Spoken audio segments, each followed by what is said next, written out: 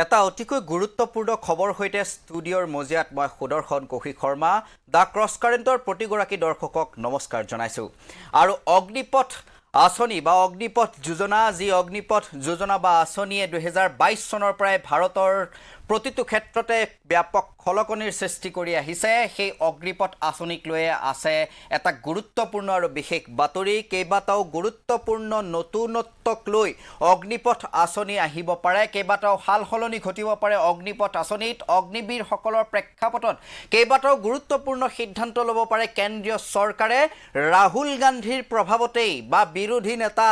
ৰাহুল গান্ধীৰ প্ৰভাৱতেই কেন্দ্ৰীয় চৰকাৰ বাধ্য হৈছে নেকি কেইবাটাও গুৰুত্বপূৰ্ণ হালহলনি ঘটাবলৈ অগ্নিপথ আঁচনিত গ্ৰাফিক্স প্লেটৰ জৰিয়তে জনাই আছো এই বিশেষ খবৰ নিৰ্বাচনৰ প্ৰতিটো ভাষণত অগ্নিপথ আঁচনিক খুৰধাৰ সমালোচনা কৰিছিল ৰাহুল গান্ধীয়ে লোকসভাৰ ফলাফলৰ পাছত শক্তিশালী বিৰোধীৰ একে স্থিতি বাতিল হ'ব লাগে অগ্নিপথ চৰকাৰ গঠনৰ পাছতে 10 মন্ত্ৰালয়ৰ 10 গৰাকী সচিবযুক্ত বিশেষ কমিটি গঠন এনডিএ চৰকাৰৰ কমিটিয়ে অগ্নিপথ আঁচনি পুনৰীক্ষণ কৰি পৰামৰ্শ সহিত দাখিল কৰিব প্ৰতিবেদন প্ৰধানমন্ত্ৰী ইটালীৰ পৰা উভতাৰ 2-3 দিনৰ ভিতৰতে প্ৰতিবেদন দাখিল কৰাৰ সম্ভাৱনা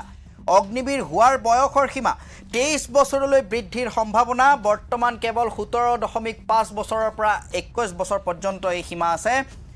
4 বছৰৰ পাছত আগৰ 25% পৰিৱৰ্তে 70% অগ্নিবীৰক স্থায়ীভাৱে সেনাত ভৰ্তিৰ সম্ভাৱনা অগ্নিবীৰৰ নিয়োগকাল 4 বছৰৰ পৰিৱৰ্তে 7 বছৰ কৰাৰ সম্ভাৱনা দৰমহা বৃদ্ধিৰ সম্ভাৱনা প্ৰকাশ প্ৰশিক্ষণকাল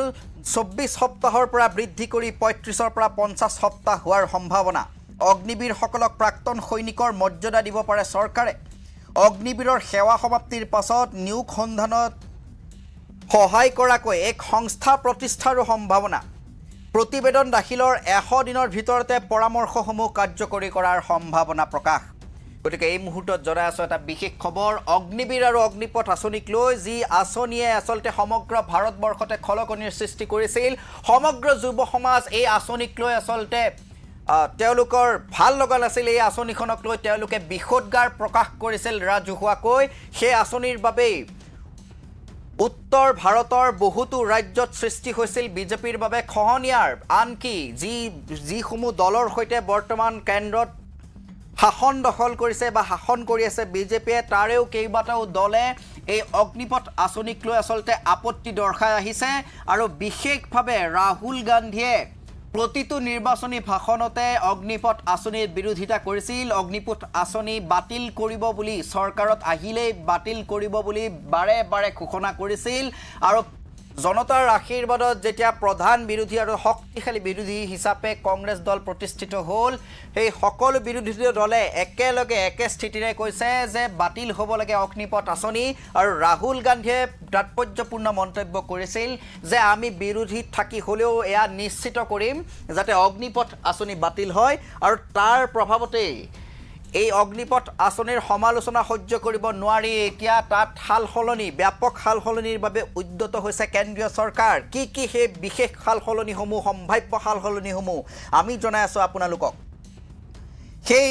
সম্ভাৱ্য হালহলনিসমূহৰ ভিতৰত আটাইতকৈ গুৰুত্বপূৰ্ণ হৈছে যে অগ্নিবীৰ হোৱাৰ বয়সৰ সীমা 23 বছৰলৈ বৃদ্ধিৰ সম্ভাৱনা অৰ্থাৎ 23 বছৰ পৰ্যন্ত নতুন যুৱকে অগ্নিবীৰ আঁচনিত নিজকে অন্তৰ্ভুক্ত কৰিব পাৰিব 4 বছৰৰ পাছত আগৰ 25%ৰ পৰিৱৰ্তে 70% অগ্নিবীৰক স্থায়ীভাৱে সেনাত ভৰ্তিৰ সম্ভাৱনা আগতে মাত্ৰ 25% অৰ্থাৎ প্ৰতি 4 জনৰ কেৱল এজনকহে স্থায়ীভাৱে মকৰল কৰা হৈছিল এতিয়াৰ পৰাই সম্ভাৱনা প্ৰকাশ পাইছে যে 70% অৰ্থাৎ প্ৰতি 10 গৰাকীৰ 7 গৰাকীকেই স্থায়ীভাৱে সেনাত মকৰল কৰাৰ সম্ভাৱনা প্ৰকাশ পাইছে তাৰ লগতে অগ্নিবীৰৰ যি নিয়োগকাল হে আছিল 4 বছৰ কিন্তু এতিয়া বৃদ্ধি কৰি তাক 7 বছৰ কৰাৰ সম্ভাৱনা দৰমহাও বৃদ্ধিৰ সম্ভাৱনা প্ৰশিক্ষণকাল যি আগতে 24 সপ্তাহ আছিল এতিয়া তাৰ বৃদ্ধি কৰি 35ৰ পৰা 50 সপ্তাহ কৰাৰ সম্ভাৱনা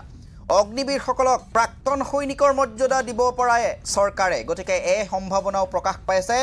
আৰু অগ্নিবীৰৰ সেৱা সমাপ্তিৰ পাছত 7 বছৰৰ নিয়োগৰ পাছত বা 4 বছৰৰ নিয়োগৰ পাছত তেওঁলোকৰ নিয়োগৰ সন্ধানত সহায় হোৱাকৈ এটা বিশেষ সংস্থা প্ৰতিষ্ঠাৰো সম্ভাৱনা আৰু এইসমূহৰ ক্ষেত্ৰত পৰামৰ্শ দিব এখন বিশেষ কমিটিয়ে। এই কমিটিখন 10টা মন্ত্ৰালয়ৰ 10গৰাকী বিশেষ সচিবক লৈ গঠন কৰা হৈছে। প্ৰধানমন্ত্ৰী ইটালীৰ পৰা উভতাৰ 2-3 দিনৰ ভিতৰতে তেওঁলোকে নিজৰ পৰামৰ্শ সহিতে প্ৰতিবেদন দাখিল কৰিব আৰু প্ৰতিবেদন দাখিলৰ 100 দিনৰ ভিতৰতে সেইসমূহ পৰামৰ্শ কাৰ্যকৰীকৰণৰ সম্ভাৱনা আছে। গতিকে অনাগত দিনত অগ্নিবীৰ আৰু অগ্নিপথ আঁচনিত ব্যাপক সালসলনিৰ সম্ভাৱনা প্ৰকাশ পাইছে। বিৰোধীৰ ব্যাপক সমালোচনা, ক্ষুৰধাৰ সমালোচনাৰ পাছতেই সলনি হৈছে কেন্দ্ৰীয় চৰকাৰৰ সুৰ আৰু অনাগত সময়ত অগ্নিবীৰ তথা অগ্নিপথ আঁচনিত কি সালসলনি ঘটে সেয়া হ'ব অতিকৈ লক্ষণীয় বিষয়।